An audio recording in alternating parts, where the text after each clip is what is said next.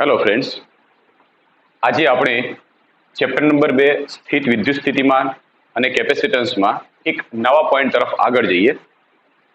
પોઈન્ટનું title આવી રીતે છે કે વિદ્યુત ભારોના તંત્રની વિદ્યુત સ્થિતિ ઉર્જા. વિદ્યુત ભારોનું તંત્ર, તંત્ર એટલે જ્યાં બે અથવા બે કરતા વધારે વિદ્યુત ભારો ભેગા થાય ત્યારે તંત્ર બનાવે છે. તો આ તંત્રની વિદ્યુત સ્થિતિ ઉર્જા કેટલી હોય છે એ સમજવાનો પહેલા આપણે પ્રયત્ન કરીએ. એના પહેલા સૌથી પહેલા આપણે સમજીએ કે વિદ્યુત ભારોના તંત્રમાં વિદ્યુત ભારો રહે છે કેવી રીતે. કોઈ વિદ્યુત ભારનું તંત્ર હોય એની અંદરના ભાગમાં વિદ્યુત ભારો રહે છે કેવી રીતે, એની સ્થિતિ ઉર્જા કેટલી છે સમજીએ. પછી માની લઈએ કે ધારો કે કોઈ એક તંત્ર છે. આ તંત્રની અંદર 4 વિદ્યુત ભારો છે. આ જગ્યાએ Q1, આ જગ્યાએ Q2, આ જગ્યાએ છે Q3, આ જગ્યાએ છે Q4. આ 4 વિદ્યુત ભારો ભેગા મળી અને એક તંત્રનું નિર્માણ કરે છે એવું આપણે જાણીએ છીએ. હવે માની લઈએ કે આ જે તંત્ર હતું એ તંત્રમાં 4માંથી અત્યારે હાલ એક પણ વિદ્યુત ભાર નથી એવું વિચારી લઈએ. માની લઈએ કે આ તંત્રમાં હાલ એક પણ વિદ્યુત ભાર નથી. આ જે 4 જગ્યા ઉપર જે વિદ્યુત ભાર હતા એ હાલ આ જગ્યા ઉપર નથી એવું વિચારી લઈએ. અને જે 4 જગ્યા ઉપર હતા એ 4 જગ્યાના આપણે પોઈન્ટના નામ આપી દઈએ A, B, C અને D. આ 4 બિંદુ છે જ્યાં પહેલા 4 વિદ્યુત ભારો હતા, બરાબર, અત્યારે નથી. એ હતા મતલબ ક્યારે આયા કેવી રીતે એ સમજવાનો પ્રયત્ન કરીએ. માની લઈએ કે આ એક એવું તંત્ર છે જ્યાં હાલ પૂરતા વિદ્યુત ભારો નથી. 4 વિદ્યુત ભારો ધારો કે કોઈ અનંત અંતરે આવેલા છે. આ 4 વિદ્યુત ભારો જે આપણે અહીંયા ગણ્યા હતા એ Q1, Q2, Q3 અને Q4. આ 4 વિદ્યુત ભારો ધારો કે અનંત અંતરે આવેલા હતા. એમાંથી સૌથી પહેલા માની લઈએ કે Q1 વિદ્યુત ભાર એ અનંત અંતરેથી આ જે તંત્ર વિચારેલું છે એ તંત્રના એ બિંદુ સુધી આવે છે. આપણને ખબર છે કે કોઈ વિદ્યુત ભાર હોય એ કોઈ એક સ્થાન ઉપરથી બીજા સ્થાન ઉપર આવતો હોય તો એ દરમિયાન વિદ્યુત ક્ષેત્રની હાજરીના લીધે એ કાર્ય કરતો હોય છે અને આ કાર્ય સ્વરૂપની ઉર્જા એના અંદર સ્થિતિ ઉર્જા સ્વરૂપે સંગ્રહ પામે છે, બરાબર. એ સમજવા માટે અહીંયા આગળ Q1 વિદ્યુત ભાર આપણે સૌથી પહેલા અનંત અંતરે મૂકી દઈએ. હવે Q1 વિદ્યુત ભારને આપણે અનંત અંતરેથી એ નંબરના સ્થાન ઉપર લાવીએ. એ દરમિયાન કરવું પડતું કાર્ય શોધીએ. Q2 વિદ્યુત ભારને અનંત અંતરેથી B નંબરના સ્થાન ઉપર લાવીએ. એ દરમિયાન કરવું પડતું કાર્ય. Q3 વિદ્યુત ભારને અનંત અંતરેથી C બિંદુ ઉપર લાવીએ. એ દરમિયાન કરવું પડતું કાર્ય. અને Q4 વિદ્યુત ભારને અનંત અંતરેથી D બિંદુ આગળ લાવીએ. એ દરમિયાન કરવું પડતું કાર્ય શોધી કાઢીએ. આ બધાનું જે કાર્ય મળી જાય આ બધાનો સરવાળો કરીએ તો આ તંત્રનું પરિણામી અથવા તો કુલ કાર્ય મળી જશે અને કુલ કાર્ય જેટલું કાર્ય કરવું પડે એટલી જ એનામાં સ્થિતિ ઉર્જાનો સંગ્રહ થાય છે. એ આપણે આગળ ભણેલા છીએ, બરાબર. તો ચલો માની લઈએ સૌથી પહેલા આપણે Q1 વિદ્યુત ભારને અનંત અંતરેથી એ બિંદુ પાસે લાવીએ. માની લો કે Q1 વિદ્યુત ભારને તમે અનંત અંતરેથી એ બિંદુ આગળ લાવો છો, આ જગ્યાએ પ્રસ્થાપિત કરો છો. તો શું આ દરમિયાન કેટલું કાર્ય કરવું પડશે? શરૂઆતની વાત કરું છું. શરૂઆતમાં આ તંત્રમાં કોઈ પણ પ્રકારનો વિદ્યુત ભાર નથી. બધા જ વિદ્યુત ભારો અનંત અંતરે પડેલા છે. એમાં સૌથી પહેલા આપણે Q1 વિદ્યુત ભારને અનંત અંતરેથી જે તંત્ર બનાવીએ છીએ એના એ બિંદુ આગળ લાવીએ. તો એ દરમિયાન કેટલું કાર્ય કરવું પડતું હશે? વિચારો, કેટલું થશે? શું કોઈ કાર્ય કરવું પડશે? કાર્ય ક્યારે કરવું પડે? હું જ્યારે કોઈ માની લો કે આ બાજુથી પવન આવતો હોય, હું પવનની વિરુદ્ધ દિશામાં જોર લગાડું. વિરુદ્ધ દિશામાં જ્યારે જોર લગાડું ત્યારે એ બળ અને સ્થાનાંતર બંને ભેગું થાય ત્યારે કાર્ય થયું એમ કહેવાય, બરાબર. હવે અહીંયાથી Q1 વિદ્યુત ભારને હું એ બિંદુ આગળ લાવું, પણ આ દરમિયાન Q1 વિદ્યુત ભાર જ્યારે અનંત અંતરેથી એ બિંદુ આગળ આવશે એ દરમિયાન આ જે Q1 વિદ્યુત ભાર હતો એ Q1 વિદ્યુત ભાર જેવો આ જગ્યાએ આવશે ત્યાં આગળ તો આપણે એક તંત્રનો વિચાર કરેલો છે અને આ તંત્રમાં હાલ કોઈ વિદ્યુત ભાર પડ્યો નથી. પહેલા જ આપણે Q1 વિદ્યુત ભાર મૂકવાનો છે. તો કોઈ પણ વિદ્યુત ભાર પડ્યો ના હોય તો એનું કોઈ પ્રકારનું વિદ્યુત ક્ષેત્ર જ ના હોય. આપણે વિદ્યુત સ્થિતિમાનની વ્યાખ્યા શું ભણી ગયેલા છીએ કે અનંત અંતરેથી કોઈ ધન વિદ્યુત ભારને આપણે વિદ્યુત ક્ષેત્રના આપેલા બિંદુએ વિદ્યુત ક્ષેત્રની લાવવા માટે વિદ્યુત ક્ષેત્રની વિરુદ્ધમાં કરવા પડતા કાર્યને આપણે વિદ્યુત સ્થિતિમાન કહીએ છીએ. પણ જ્યારે Q1 વિદ્યુત ભારને જેવા આપણે આ તંત્રમાં એ બિંદુ આગળ લાવીશું ત્યારે હાલ તો આ તંત્રમાં કોઈ વિદ્યુત ભાર નતો, ફક્ત પહેલા આપણે Q1 જ વિદ્યુત ભાર લાવીએ છીએ.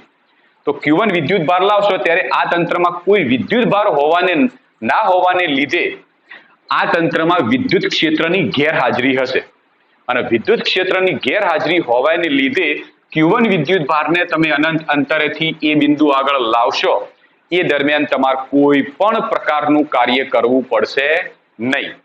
ફરીથી સમજાવું છું, સમજી લેજો. માની લો કે આ જગ્યાએ કોઈ બિંદુ A છે, ઓકે, આ જગ્યાએ કોઈ અનંત બિંદુ છે જ્યાંથી આપણે કોઈ Q જેટલો વિદ્યુત ભાર અહીંથી લઈ અને આ જગ્યાએ પ્રસ્થાપિત કરવાનો છે. હવે આ જે A બિંદુ છે એ એવું બિંદુ છે કે જ્યાં કોઈ પણ પ્રકારના વિદ્યુત ક્ષેત્રની કોઈ જ અસર થતી નથી. હાલ આ બિંદુ એવા સ્થાન ઉપર લીધેલું છે કે જ્યાં કોઈ પણ પ્રકારના વિદ્યુત ભારનું કોઈ જ વિદ્યુત ક્ષેત્ર નથી. તો આવી સ્થિતિમાં તમે જ્યારે આ Q વિદ્યુત ભારને ગતિ કરાવી અને એ બિંદુ આગળ લાવશો ત્યારે તમે જે કાર્ય કરશો એ કાર્યની કિંમત હંમેશા શૂન્ય થશે. કાર્યની કિંમત શૂન્ય ક્યારે ના થાય? જ્યારે કોઈ વિદ્યુત ભારને તમે અનંત અંતરેથી આપેલા બિંદુ સુધી લાવો અને આ આપેલું બિંદુ જો કોઈ વિદ્યુત ભારના વિદ્યુત ક્ષેત્રના સંપર્કમાં હોય તો જ તમારે કાર્ય કરવું પડે. અહીંયા આગળ જે તંત્ર વિચાર્યું હતું એ તંત્રમાં હાલ કોઈ જ વિદ્યુત ભાર નથી, એનો મતલબ વિદ્યુત ક્ષેત્ર શૂન્ય છે. આવી સ્થિતિમાં તમે જ્યારે Q1, Q2, Q3, Q4 આમાંથી કોઈ પણ ગમે તે માની લો કે Q1 વિદ્યુત ભારને તમે અનંત અંતરેથી આવા તંત્રમાં લાવો છો કે જ્યાં હાલ કોઈ વિદ્યુત ભાર જ નથી, કોઈ વિદ્યુત ક્ષેત્ર જ નથી. તો આવી સ્થિતિમાં વિદ્યુત ક્ષેત્રની ગેરહાજરીના લીધે Q1 વિદ્યુત ભાર ઉપર કોઈ પણ પ્રકારનું કાર્ય થતું નથી. એટલે કાર્યની કિંમત કેવી મળે છે? શૂન્ય. બરાબર. તો આ સ્થિતિમાં Q1 વિદ્યુત ભાર એ બિંદુ આગળ આવી ગયો એટલે હવે આ તંત્રમાં એક વિદ્યુત ભાર આવી ગયો Q1. હવે સ્વાભાવિક છે કે કોઈ પણ વિદ્યુત ભાર આવી જાય એટલે પોતાની આજુબાજુમાં વિદ્યુત ક્ષેત્ર ઉત્પન્ન કરશે. તો આ Q1 વિદ્યુત ભાર શું કરશે? પોતાની આજુબાજુમાં વિદ્યુત ક્ષેત્ર હવે ઉત્પન્ન કરી દેશે. એટલે આ તંત્રમાં હવે વિદ્યુત ક્ષેત્ર આવી ગયું આ Q1 વિદ્યુત ભારને લીધે. હવે શું કરીએ કે આ Q2 વિદ્યુત ભાર એ Q2 વિદ્યુત ભારને આપણે B નંબરના સ્થાન ઉપર લાવીએ. Q2 વિદ્યુત ભારને B નંબરના સ્થાન ઉપર લાવીએ તો શું કાર્ય કરવું પડશે? હા. કેમ? આના અંદર કેમ કાર્ય કરવું પડશે? કારણ કે Q2 વિદ્યુત ભાર જ્યારે B નંબરના સ્થાન ઉપર આવશે ત્યારે Q1 વિદ્યુત ભાર તો ઓલરેડી આવી ગયેલો હતો. આ Q1 વિદ્યુત ભાર પોતાની આજુબાજુમાં વિદ્યુત ક્ષેત્ર ઉત્પન્ન કરી દેશે અને આવી સ્થિતિમાં જ્યારે Q2 વિદ્યુત ભારને તમે B બિંદુ આગળ લાવશો ત્યારે આ Q2 વિદ્યુત ભાર Q1 વિદ્યુત ભારના વિદ્યુત ક્ષેત્રની અસર હેઠળ કાર્ય કરી અને B બિંદુ આગળ આવશે. તો આવી સ્થિતિમાં Q2 વિદ્યુત ભાર કાર્ય કરશે, કાર્ય થશે Q2 વિદ્યુત ભાર પર. ક્લિયર? હવે Q2 વિદ્યુત ભાર B નંબરના સ્થાન ઉપર આવી ગયો તો તંત્રમાં જુઓ બે વિદ્યુત ભારો થઈ ગયા Q1 અને Q2. આ જગ્યાએ Q2. હવે આ બંને વિદ્યુત ભારો ભેગા થઈ અને વિદ્યુત ક્ષેત્રનું નિર્માણ કરશે. એટલે પહેલા Q1 નું હતું, હવે Q2 નું થઈ ગયું. એટલે પહેલા જે વિદ્યુત ક્ષેત્ર હતું એના કરતા હવે પ્રબળ વિદ્યુત ક્ષેત્ર થશે, થોડું વધી જવાનું. એટલે હવે વિદ્યુત ક્ષેત્રની પ્રબળતા થોડી વધારે થઈ જશે. આવી સ્થિતિમાં Q3 વિદ્યુત ભારને આપણે ગતિ કરાવી અને C બિંદુ આગળ લાવી દઈએ. Q3 વિદ્યુત ભારને તમે ગતિ કરાવી અને C બિંદુ આગળ લાવશો તો એ Q3 વિદ્યુત ભાર ઉપર કાર્ય થવાનું જ છે. કેમ થશે? કારણ કે Q3 વિદ્યુત ભાર એ Q1 અને Q2 આ બંને વિદ્યુત ભારોના સંયુક્ત વિદ્યુત ક્ષેત્રની અસર હેઠળ આવી જશે, જેના લીધે Q3 વિદ્યુત ભારને જ્યારે C બિંદુ આગળ લાવીશું એ દરમિયાન એના ઉપર કાર્ય થશે અને આ કાર્ય Q2 વિદ્યુત ભારના કાર્ય કરતા વધારે હશે. એને વધારે કાર્ય કરવું પડે. માની લો કે ઓછો પવન આવે છે અને તમારે સામેની તરફ જવું છે તો તમે લગભગ થોડું જોર લગાડી અને ચાલવાનો પ્રયત્ન કરશો. પણ માની લો કે એનાથી વધારે પવન આવે છે તો વધારે પવન આવશે તો તમારે સામેના છેડા ઉપર જો જવું છે તો થોડું વધારે જોર લગાડવું પડશે, એટલે જેટલી પ્રબળતા વધારે એટલું તમારે જોર વધારે લગાડવું પડે, એટલું થોડું વધારે કાર્ય કરવું પડે. તો આ બંને વિદ્યુત ભારોની સંયુક્ત અસરના લીધે જે વિદ્યુત ક્ષેત્ર હશે એ થોડું પ્રબળ હશે, જેના લીધે Q3 વિદ્યુત ભારને W2 કરતા વધારે કાર્ય W3 કરાવી અને C બિંદુ આગળ આવવું પડશે. તો C બિંદુ આગળ હવે વિદ્યુત ભાર થઈ ગયો Q3, આવી ગયો વિદ્યુત ભાર. ક્લિયર? હવે તંત્રમાં 3 વિદ્યુત ભારો થઈ ગયા, Q1, Q2, Q3. આ ત્રણેય ભેગા થઈ અને એક એનાથી પણ પ્રબળ વિદ્યુત ક્ષેત્ર ઉત્પન્ન કરે. પહેલા Q1 ઉત્પન્ન કરતું, એના અંદર Q2 નું ઉમેરાયું એટલે પ્રબળતા વધી, એના અંદર Q3 નું ઉમેરાયું એટલે પ્રબળતા વધી ગઈ. આમ ત્રણેય ત્રણ વિદ્યુત ભારો ભેગા થયા એટલે એના વિદ્યુત ક્ષેત્રની પ્રબળતા વધી ગઈ. આવી સ્થિતિમાં તમે જ્યારે Q4 વિદ્યુત ભારને ગતિ કરાવી અને D બિંદુ આગળ લાવો છો ત્યારે આ ત્રણેય ત્રણ વિદ્યુત ભારોના સંયુક્ત વિદ્યુત ક્ષેત્રની અસરના લીધે Q4 વિદ્યુત ભારને D બિંદુ આગળ લાવશો ત્યારે જે કાર્ય કરવું પડશે એ કાર્ય W3 કરતા પણ કેવું હશે? વધારે હશે. બરાબર? આ બેઝિક પોઈન્ટ સમજાયો. આપણે કહેતા હોઈએ છીએ કે ભાઈ એક તંત્ર છે જેના અંદર વિદ્યુત ભારો પડેલા છે, પણ વાસ્તવમાં આ વિદ્યુત ભારોને આપણે અનંત અંતરેથી કાર્ય કરાવી અને તંત્રમાં સ્થાપિત કરીએ છીએ. બરાબર? અને આ જે કાર્ય કરાઈશું આ વિદ્યુત ભારો ઉપર જે કાર્ય તમે કરી જશો એ કાર્ય સ્વરૂપની ઉર્જા આ બધા બિંદુઓમાં સંગ્રહિત થશે અને એ ઉર્જાને આપણે વિદ્યુત સ્થિતિ ઉર્જા તરીકે ઓળખીએ છીએ. તો આપણે વિદ્યુત સ્થિતિ ઉર્જાનો મેઇન પોઈન્ટ ખબર પડી ગયો. કોઈ તંત્રમાં વિદ્યુત સ્થિતિ ઉર્જા કેવી રીતે આવી? તો આવી રીતે આવે છે કે અનંત અંતરેથી બધા વિદ્યુત ભારોને લાઈ અને ચોક્કસ બિંદુએ સ્થાપિત કરીએ તો એ દરમિયાન જે કાર્ય કરીએ છીએ આ બધા જ કાર્યોનો સરવાળો કરીએ તો આખા તંત્રનું કુલ કાર્ય મળે અને એ કુલ કાર્ય એ જ એની સ્થિતિ ઉર્જા કહેવાશે. ક્લિયર? આટલો પોઈન્ટ સમજણ પડી ગઈ? હવે આપણે આ જે વિદ્યુત ભારોના તંત્રની વિદ્યુત સ્થિતિ ઉર્જા છે એની વ્યાખ્યા બનાવવાનો આપણે પ્રયત્ન કરીએ. તો વ્યાખ્યા આપણે આવી રીતે બનાવીએ કે કોઈ પણ વિદ્યુત ભાર તંત્ર તૈયાર કરવા માટે ઘટક વિદ્યુત ભારોને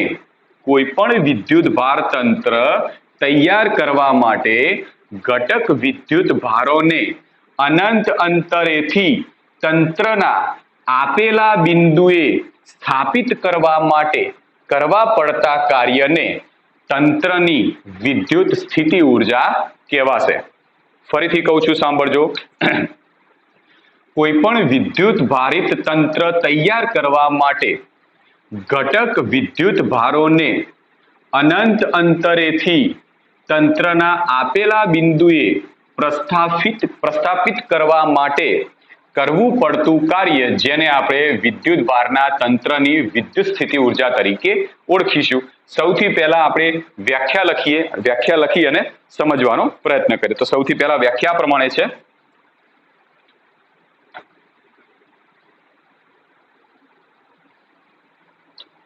વ્યાખ્યા લખીએ અહીંયા. કોઈ પણ વિદ્યુત ભાર તંત્ર તૈયાર કરવા માટે કોઈ વિદ્યુત ભારિત તંત્ર તમારે તૈયાર કરવું છે તો કેવી રીતે થશે? તો એના માટે ઘટક વિદ્યુત ભારોને તંત્રના અનંત અંતરેથી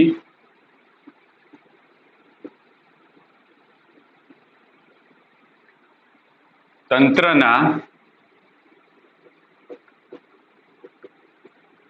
આપેલા બિંદુઓએ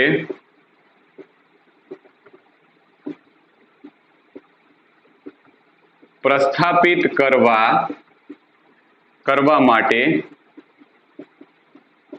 કરવા પડતા કાર્યને તંત્રની વિદ્યુત સ્થિતિ ઉર્જા કહે છે. ક્લિયર? તો સિમ્પલ વ્યાખ્યા છે.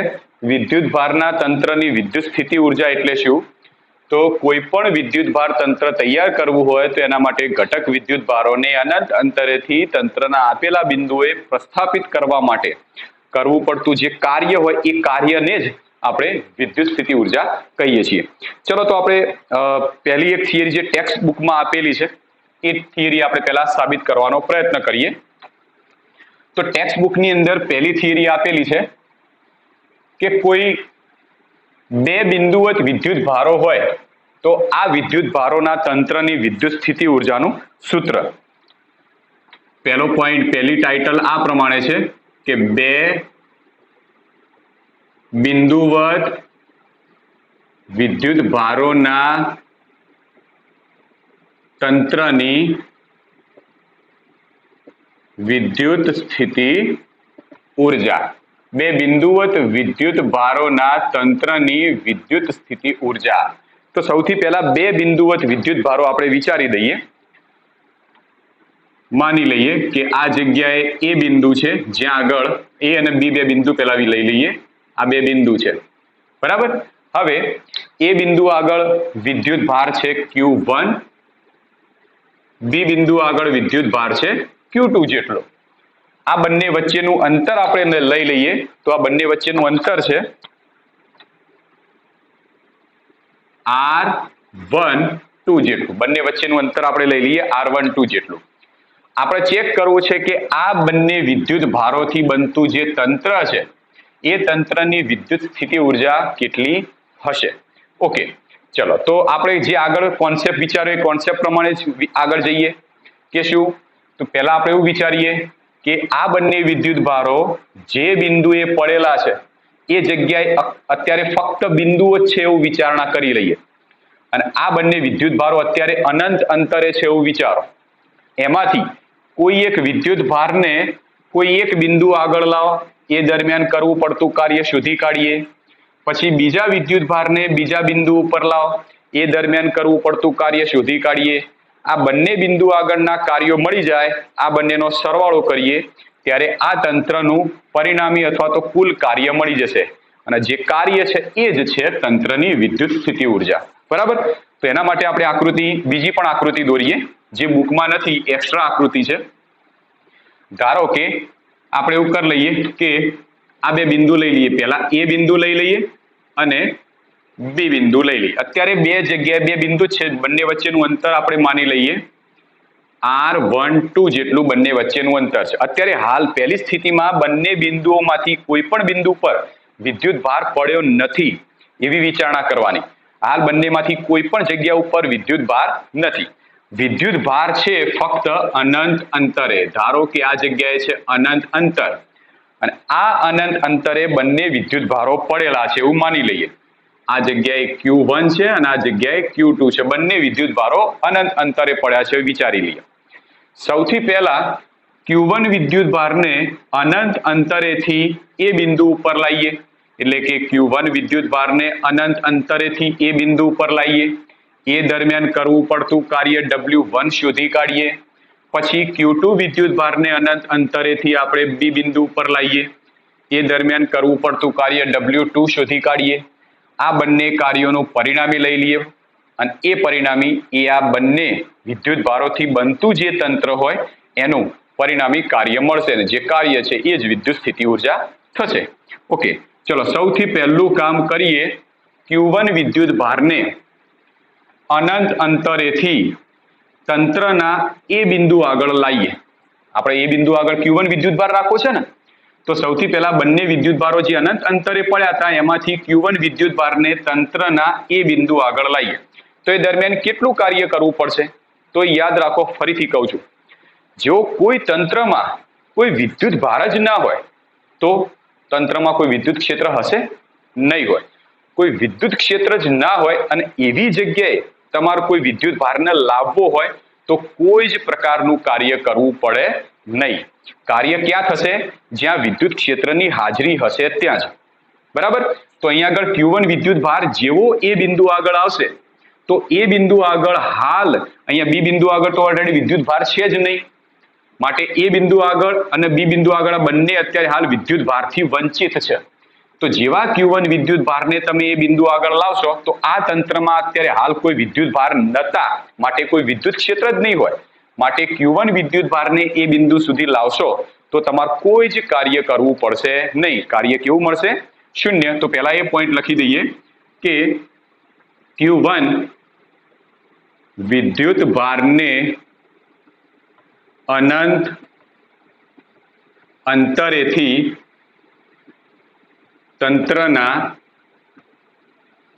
એ બિંદુ પર લાવવા માટે કરવું પડતું કાર્ય W1 બરાબર 0 થઈ જશે. કારણ કે કેમ W1 બરાબર 0 થયું? તો જ્યારે તમે Q1 વિદ્યુત ભારને એ બિંદુ આગળ લાવો છો ત્યારે આ તંત્રમાં કોઈ વિદ્યુત ભારો નતા. વિદ્યુત ભારો ના હોય માટે વિદ્યુત ક્ષેત્ર ગેરહાજર હોય, અને વિદ્યુત ક્ષેત્રની હાજરી જ ના હોય તો તમે કાર્ય કરી શકો નહીં. તો અહીંયા તમે લખી શકો કેમ? તો તમારે સમજવા માટે નીચે પોઈન્ટ છે કેમ કે વિદ્યુત ક્ષેત્રની ગેરહાજરીના લીધે કાર્ય કેવું થાય છે? શૂન્ય. ચાલો, તો તમને પહેલા તો W1 ની કિંમત શૂન્ય થઈ ગઈ, એટલે Q1 વિદ્યુત ભાર અહીંયા એ બિંદુ આગળ આવી ગયો. એટલે હવે સ્થિતિ આવી રીતે થઈ. જુઓ, હવે આ જે બે વિદ્યુત ભારો A અને બે પોઈન્ટો A અને B હતા ને, બંને વચ્ચેનું અંતર R12 જેટલું હતું, તો અહીંયા આગળ Q1 વિદ્યુત ભાર આવી ગયો. જ્યારે B બિંદુ આગળ હજી Q2 વિદ્યુત ભાર નથી, એ તો હજી અનંત અંતરે છે. પણ તમે એમ વિચારો કે જો Q1 વિદ્યુત ભાર અહીંયા આગળ હોય અને આ Q1 વિદ્યુત ભારથી R12 જેટલા અંતરે બિંદુ B હોય, તો આ B બિંદુએ વિદ્યુત સ્થિતિમાન કેટલું હશે? આપણે આગળ ભણી ગયેલા છીએ. આપણે આગળ આવું ભણી ગયેલા છીએ. ધારો કે કોઈ Q વિદ્યુત ભાર છે, આ વિદ્યુત ભારથી R જેટલા અંતરે આવેલા બિંદુ P પાસે વિદ્યુત સ્થિતિમાન કેટલું હોય છે? જેનું સૂત્ર આપણે ભણી ગયા હતા આગળ કે V બરાબર KQ/R. બરાબર. એવી જ રીતે જેવો આ Q1 વિદ્યુત ભાર આવી જશે, આ વિદ્યુત ભાર પોતાની આજુબાજુમાં વિદ્યુત સ્થિતિમાન ઉત્પન્ન કરી દેશે. બરાબર. તો આ Q1 વિદ્યુત ભારથી R12 જેટલા અંતરે આવેલા B બિંદુએ વિદ્યુત સ્થિતિમાન કેટલું હોવાનું? તો B બિંદુએ વિદ્યુત સ્થિતિમાન VB બરાબર K, આ સૂત્ર અનુસાર Q તરીકે કયો વિદ્યુત ભાર? જે વિદ્યુત ભાર વિદ્યુત ક્ષેત્ર ઉત્પન્ન કરે છે એ. એટલે Q1 ભાગ્યા બંને વચ્ચેનું અંતર, તો R12. બરાબર. જેવો Q1 વિદ્યુત ભાર એ બિંદુ આગળ આવી જશે, તરત જ Q1 વિદ્યુત ભાર પોતાની આજુબાજુમાં વિદ્યુત ક્ષેત્ર ઉત્પન્ન કરશે. આ વિદ્યુત ક્ષેત્રની અસર હેઠળ Q1 થી R12 જેટલા અંતરે આવેલા B બિંદુ પાસે વિદ્યુત સ્થિતિમાન તમને મળશે આટલા મૂલ્યનું KQ/R. Q તરીકે જે વિદ્યુત ભાર વિદ્યુત ક્ષેત્ર ઉત્પન્ન કરે છે એ ભાગ્યા R, એટલે વિદ્યુત ભારથી જે બિંદુએ વિદ્યુત સ્થિતિમાન શોધવું છે ત્યાં સુધીનું અંતર. બરાબર. તો આપણે લખીએ પોઈન્ટ, આ પોઈન્ટ અંદર એડ કરીએ કે Q1 વિદ્યુત ભારને લીધે R12 જેટલા અંતરે આવેલા બિંદુ B પાસે વિદ્યુત સ્થિતિમાન, તો એનું નામ આપીએ VB. ઓકે, એનું નામ આપીએ આપણે VB. ઓકે, ચલો VB વિદ્યુત સ્થિતિમાન કેટલું હશે? તો આ સૂત્ર અનુસાર કેટલું મળ્યું આપણે? કે Q1/R12. આને તમે સમીકરણ 1 પણ આને સમીકરણ નંબર 1 કહી દો, આને સમીકરણ નંબર 2 કહી દો. તો B બિંદુ આગળનું વિદ્યુત સ્થિતિમાન કેટલું મળ્યું? કે Q1/R12. હવે શું કરીએ કે Q2 વિદ્યુત ભારને Q1 વિદ્યુત ભારના વિદ્યુત ક્ષેત્રમાં, આ Q2 વિદ્યુત ભારને તમારે B બિંદુ આગળ લાવો છે, પણ Q2 વિદ્યુત ભાર B બિંદુ આગળ આવશે એવા વખતે Q1 વિદ્યુત ભારનું વિદ્યુત ક્ષેત્ર તો બધી બાજુ પ્રસ્થાપિત થયેલું હશે જ. એટલે ટૂંકમાં B બિંદુ આગળ Q1 વિદ્યુત ભારને લીધે વિદ્યુત સ્થિતિમાન આટલું મળે છે. તો આવી સ્થિતિમાં Q2 વિદ્યુત ભારને તમે જ્યારે B બિંદુ આગળ લાવો છો તો એ દરમિયાન કેટલું કાર્ય કરવું પડશે? આ કાર્ય આપણે વિદ્યુત સ્થિતિમાનના તફાવતના સૂત્રની મદદથી શોધવાનો પ્રયત્ન કરીએ. આપણે વિદ્યુત સ્થિતિમાનના તફાવતમાં ભણી ગયા હતા કે માની લો કે કોઈ એક જગ્યાએ પરીક્ષણ વિદ્યુત ભાર આ A બિંદુ છે અને આ B બિંદુ છે. કોઈ એક જગ્યાએ ધારો કે પરીક્ષણ વિદ્યુત ભાર Q0 પડ્યો છે. હવે આ પરીક્ષણ વિદ્યુત ભારને એક સ્થાન ઉપરથી બીજા સ્થાન ઉપર લઈ જવું છે, તો એ દરમિયાન કરવું પડતું કાર્ય શોધવું છે. તો એ કેવી રીતે મળશે? તો એ મળશે આ બંને બિંદુઓ વચ્ચેના વિદ્યુત સ્થિતિમાનના તફાવત ઉપરથી. માની લો કે એ બિંદુ આગળનું વિદ્યુત સ્થિતિમાન VA છે, બી બિંદુ આગળનું વિદ્યુત સ્થિતિમાન VB છે, અને આપણે A થી B તરફ લઈ જઈએ તો વિદ્યુત સ્થિતિમાનનો તફાવત VB ઓછા VA બરાબર કરવું પડતું કાર્યનું સૂત્ર W એક્સટર્નલ ફ્રોમ A થી B સુધી લઈ જાઓ છો તમે ભાગ્યા જે વિદ્યુત ભારને લઈ જાઓ એ વિદ્યુત ભાર Q0. આ સૂત્રનો ઉપયોગ ક્યારે કરીએ છીએ? કે જ્યારે કોઈ એક પરીક્ષણ વિદ્યુત ભારને તમે એક સ્થાન ઉપરથી બીજા સ્થાન ઉપર લઈ જાઓ છો, એ દરમિયાન કરવું પડતું જો કાર્ય શોધવું હોય તો એ કાર્ય આ બંને બિંદુઓ વચ્ચેના વિદ્યુત સ્થિતિમાનના તફાવતના સૂત્રની મદદથી મળે. સેમ એવી જ રીતે Q2 વિદ્યુત ભારને અનંત અંતરેથી તમે B બિંદુ આગળ લઈ જશો તો એ દરમિયાન કરવું પડતું કાર્ય W2 એ આ બંને બિંદુઓ વચ્ચેના વિદ્યુત સ્થિતિમાનના તફાવત જેટલું હશે. તો આપણે અહીંયા આગળ પોઈન્ટ લખીએ કે Q2 વિદ્યુત ભારને અનંત અંતરેથી B બિંદુ સુધી લાવવા માટે કરવું પડતું કાર્ય. તે કાર્ય આપણે કેવી રીતે શોધીએ? તો વિદ્યુત સ્થિતિમાનના તફાવતના સૂત્રની મદદથી. તો અહીંથી વિદ્યુત ભારને લાવીએ છીએ B બિંદુ આગળ, તો અનંત અંતર એ પ્રારંભિક સ્થાન, B બિંદુ એ અંતિમ સ્થાન. તો માટે VB ઓછા V ઇન્ફાઇનાઇટ અંતિમ ઓછા પ્રારંભિક બરાબર કાર્ય કેટલું થશે? W એક્સટર્નલ ફ્રોમ ઇન્ફાઇનાઇટ થી તમે B બિંદુ સુધી લાવો છો ભાગ્યા કયા વિદ્યુત ભારને લાવો છો? Q2 ને. હવે ખબર છે કે અનંત અંતરે વિદ્યુત સ્થિતિમાન કેટલું હોય? તો અનંત અંતરે વિદ્યુત સ્થિતિમાન મળશે આપણને 0. તો આપણને કિંમત કોની મળશે? VB બરાબર આ તો 0 થઈ જવાનું છે, તો VB બરાબર શું થશે? W એક્સટર્નલ ના આપણે નામ આપ્યું છે W2, તો W2 ભાગ્યા Q2. તો આમાંથી W2 ને કરતા બનાવીએ તો શું થશે? Q2 into VB. હવે VB ની કિંમત આપણે સમીકરણ નંબર 2 માંથી મૂકી દઈએ.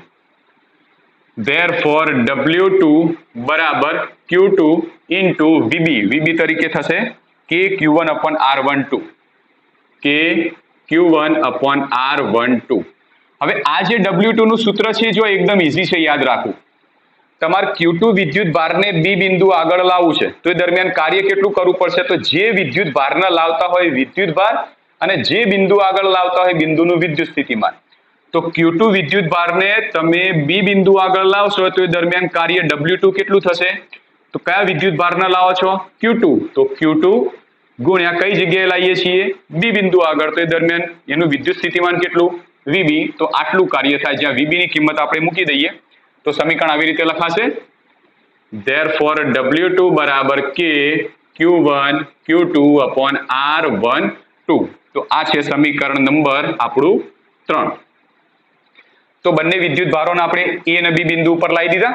હવે આ બંને જે કાર્ય મળ્યા એનું કુલ કાર્ય આપણે શોધી કાઢીએ. તો કુલ કાર્ય W બરાબર W1 પ્લસ W2. હવે W1 તો સમીકરણ 1 ઉપરથી કેટલું છે? 0 છે. તો 0 વત્તા KQ1 Q2/R12. તો કાર્ય W કેટલું મળ્યું? આટલા મૂલ્ય. હવે ખબર છે કે જે કાર્ય કરો છો એ જ કાર્ય એની વિદ્યુત સ્થિતિ ઉર્જા. તો therefore તંત્રની વિદ્યુત સ્થિતિ ઉર્જા U બરાબર જે કાર્ય છે એ જ એની વિદ્યુત સ્થિતિ ઉર્જા KQ1 Q2/R12.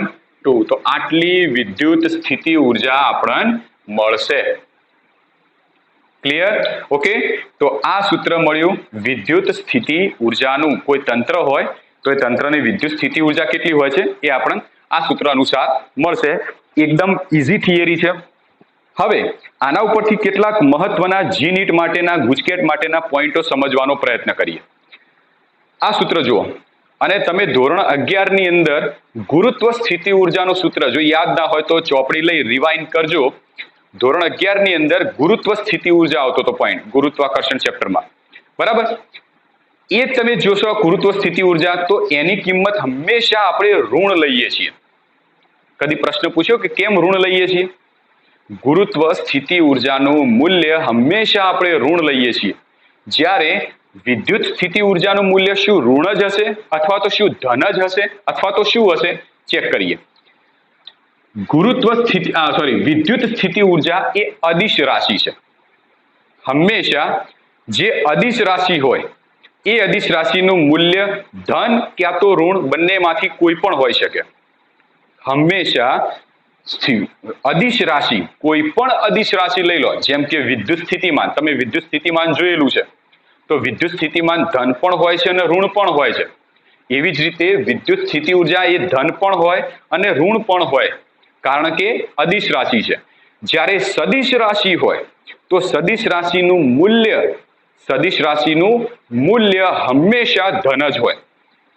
આ પોઈન્ટો તમે તમારા હેડિંગ તરીકે ઉપર લખી શકો છો, હાસ્યાની અંદર લખી શકો છો કે અદિશ રાશિ હોય તો અદિશ રાશિનું મૂલ્ય ધન કે ઋણ ગમે તે હોઈ શકે.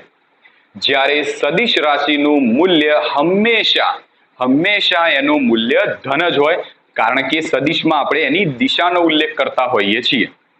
ક્લિયર? ઓકે. હવે વાત કરીએ વિદ્યુત સ્થિતિ ઉર્જા ધન હશે કે ઋણ હશે કે શું હશે, ચેક કરીએ. અહીંયા આગળ વિદ્યુત સ્થિતિ ઉર્જાના સૂત્રમાં બે વિદ્યુત ભારો આવે છે, Q1 અને Q2. આ Q1 છે અને Q2, આ બંને જે વિદ્યુત ભારો રહ્યા, માની લો કે આ બંને વિદ્યુત ભારો ધન છે, બંને સજાતીય પ્રકારના વિદ્યુત ભારો છે. ધન લઈએ પહેલા, તો આ બંને ધન વિદ્યુત ભારો હશે તો બંનેના ધનની કિંમત અહીંયા મૂકો. કેની કિંમત તો ધન ઓલરેડી હોય જ છે. R12 અંતર પણ હંમેશા ધન જ હોય, કદી ઋણમાં અંતર તો મળે જ નહીં. તો આ ધન આ બંનેનો ગુણાકાર પણ ધન, તો વિદ્યુત સ્થિતિ ઉર્જા કેવી મળશે? ધન મળશે. માની લો કે આ બંને સજાતીયમાં પણ બંને ઋણ છે, તો અહીંયા આગળ આનું મૂલ્ય ઋણ, આનું મૂલ્ય ઋણ માઇનસ માઇનસ પ્લસ, આ બંને પણ પ્લસ છે, તો પણ જવાબ તમને ધન મળશે. તો આમ બંને વિદ્યુત ભારો જો સજાતીય પ્રકારના હોય, ક્યાં તો ધન ક્યાં તો ઋણ, બંને વિદ્યુત ભારો સજાતીય પ્રકારના હોય તો વિદ્યુત સ્થિતિ ઉર્જા હંમેશા ધન મળશે. બરાબર. ચલો વિજાતીય પ્રકારના લઈએ.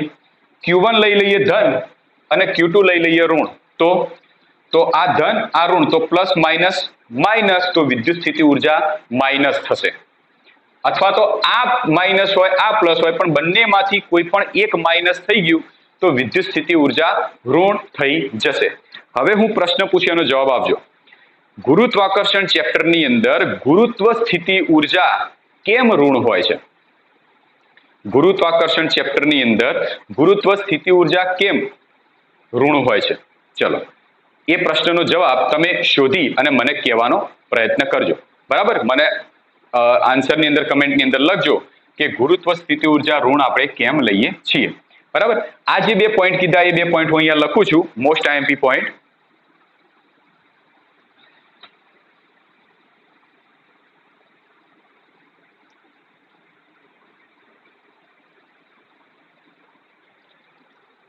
આના ઉપરના બે પોઈન્ટ છે, મહત્વના નોટ તરીકે તમે લખી શકો છો. શું કે જો બંને વિદ્યુત ભાર સજાતીય પ્રકારના હોય તો તેમની વચ્ચે અપાકર્ષણ લાગે, માટે વિદ્યુત સ્થિતિ ઉર્જા કેવી મળશે? ધન મળે. જ્યારે બીજો પોઈન્ટ, જો બંને વિદ્યુત